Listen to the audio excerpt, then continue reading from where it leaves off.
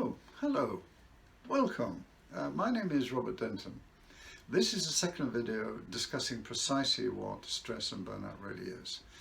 It was around 1980-45 when I realized I was under serious stress, more exactly, overwhelming stress. At that time, I had no idea what the term burnout meant, and clearly neither did my doctor. He said I should take a holiday and then I'll feel better. Approximately a year later, I hit my burnout crisis. Living on a Greek island beach for 10 days with nothing to do but read Lord of the Rings and a few other books, I began to notice the difference, and after 3 weeks on my way home, I worried, as I understood as soon as I got back to my office, I would be quickly dragged back into overwhelming stress. Later I discovered that what I did to alleviate the stress was not nearly enough and quite ineffective in its form. I simply did not have the right information to prevent burnout. Then I asked myself, what is stress? Why does it feel so bad? Why and how does it do so much damage? I went to a shop to find a book on stress and walked out with two by authors who had been through overwhelming stress and claimed to have been in burnout. Their stories were interesting, however there was really little of any practical advice to explain what I should do to help me stop what I then realized was my impending burnout, whatever that would mean. To explain what a real burnout crisis is, let me fast forward to my own experience. I couldn't understand why at 7 in the morning I was already an hour late. I was about to open my front door to go to work when everything stopped. I was fixed as if it had turned to stone and instantly feeling a crushing mental and physical fatigue. 3 meters behind me was a chair. It took me 10 minutes to back up and sit down. Apart from realizing I was in real trouble, the only other thoughts to come to my mind were the two books I read about stress and burnout. Although they did not explain their burnout crisis in the same way at that moment, I understood the authors of those books had hit a burnout crisis themselves, similar as I was experiencing. My degree of exhaustion made it clear the only option was to go back to bed. It took all of 10 minutes to motivate myself to stand up, then walk extremely slowly to the foot of the stairs. When I got there, I could hardly move. There was this crushing moment of the next horror that struck me. I was just devoid of all strength to climb the stairs. Now I realized I was learning the first lesson of serious burnout, as explained in those two books on stress. My life and activities from this moment would be a process of discovering and working at how my life would unravel for the future. All this is in high performance after burnout. This first lesson was was that any effort, mental or physical, seemed like climbing Mount Everest. From then on, I had to coach myself in the detail of how to lift one foot, move it forward, put it down on the first step, then to move my weight forward, balancing on the foot, lift my arm and holding onto the banister rail, and then straighten that knee and bring my other foot up and place it on the first step. Having done that, I had to rest for 15 minutes or more before both mentally and physically being able to attack the next and subsequent steps. I slept for 2 days before waking. The rest of the story of this nightmare phase and how I got myself out of that mess by using a process of self-negotiating, well, I suppose more self-awareness and then self-negotiating is in my book, High Performance After Burnout. This is the book. As you'll see, the subtitle is Fix the Stress Before the Damage is Done. That is to say, this book is about stress and burnout, but it's also about how to avoid it. The remainder of the book explains the next 10 years of my studying stress, burnout, also the body and brain. Understanding both the conscious and subconscious minds, what they are, how they work and interact, was crucial. As my knowledge grew, I began developing subconscious mind programs to avoid more stress and then burnout. As I promised, my book, High Performance After Burnout, explained what can be done to stop stress from beginning to get serious or dominating the mind and damaging the brain and body. By the way, anybody living in Switzerland unable to obtain a copy from Amazon.com because of the Swiss government restrictions, please write to the publisher firsthousepress@gmail.com. That's firsthousepress, all one word, firsthousepress, all one word, @gmail.com. You may collect a copy in person in Geneva, or it can be posted to your Swiss postal address. The price in Switzerland is 30 francs, Swiss francs, plus postage and package. Within the remainder of this and the following videos on overwhelming stress and burnout, I shall be sharing with you how the brain, body and mind works so you understand exactly what burnout is and what it can do to your life. It is not all bad news. As I explain in my book, learning a number of relatively simple strategies can provide you with a solid protection from overwhelming stress and burnout, also give you some powerful high performance strategies to use in the rest of your life, your career, your personal life, your relationships, etc. Therefore, exactly what is burnout? How does it work? Why does it do so much damage to so many people's lives? The story of burnout goes back to an age when man was far from standing upright. It all stems from the need to eat and survive.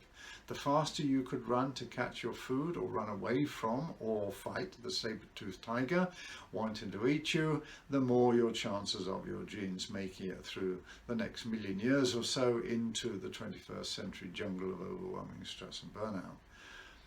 To run fast, your muscles need to be large, fit and strong with a good supply of oxygen-rich blood. This is where stress falls into the picture. At some stage, the human body learnt to create adrenal glands for the specific purpose of producing adrenaline and cortisol to supercharge muscles to run faster or fight stronger. That is good. But the adrenal glands need to know when to leap into action.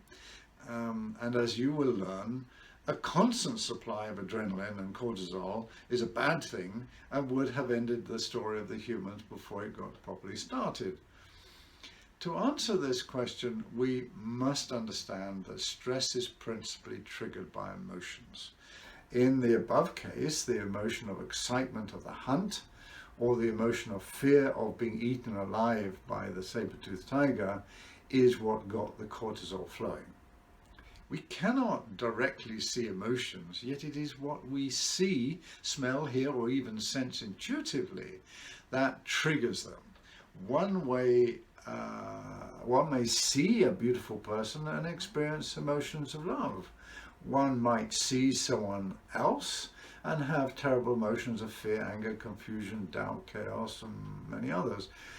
These can come individually or all together, and when they come, they are instant. A split second later, or in the same instant, they trigger specific glands clustered around the brainstem, including the amygdala and the hypothalamus. Instantly, they get all fired up in their survival and self-protection programming to send messages at the speed of light to the pituitary and then to the adrenal glands. The adrenal glands immediately pumps adrenaline and cortisol into the bloodstream. These two hormones also ensure greater working of the lungs to push more oxygen into the blood. In small quantities, cortisol is necessary and important. If physical exercise follows a stressful situation, the hormone cortisol is used up in the exercise and burnt in the process, as in the case of fuel in an engine. What causes burnout is due to no physical exertion and an overabundance of unburnt cortisol stagnating in the body and brain during a stressful event. That stressful event, of course, can be long and continuous. Stagnating cortisol becomes toxic and particularly damaging to delicate brain cells by toxically burning, and therefore where the condition burnout gets its name. You may believe saber-toothed tigers have died out. We may not see them as creatures anymore. This is because they have morphed into threatening office work or relationship situations, which can be dangerous, frustrating, exhausting, tiring, frightening. So you see how the emotions are beginning to build up. We have lost the art of hunting, and so under political correct pressure, we do the worst of all things and freeze, not saying anything, bottling it all up until we explode into stress, rage, or even burnout.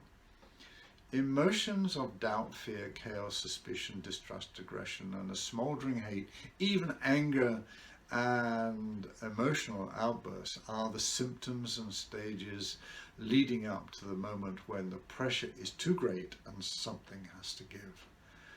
Many doctors do advise to work out in the gym and jogging to burn off some of that stagnating cortisol. Certainly the workout cannot do any harm if done correctly. The real problem is that by the time you get to the gymnasium or out onto the road in your jogging shoes, it is a case of closing the stable door after the horse has bolted. In other words, the cortisol damage has been done. This is to say, cortisol is meant for use immediately. Running from your place of work every time you feel under attack from your emotions, your boss, or an aggressive client is not conducive to your good work record, keeping your job, or anything else. Running no longer has the same, or running away no longer has the same charisma or value as chasing down a deer or wild boar, or even the kudos of killing a saber-toothed tiger.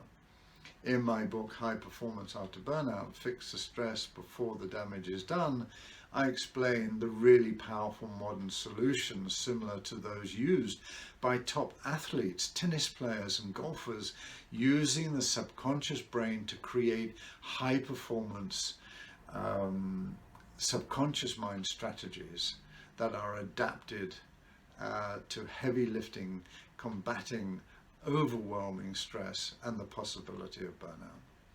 On the front cover of my book, there's a Tibetan motif of a phoenix, the mythic bird that rises from the ashes of its previous burnout existence. This is my chosen symbol to illustrate there is life after burnout if we are foolish enough to allow it to happen. The best option is do not let this tiger eat you alive.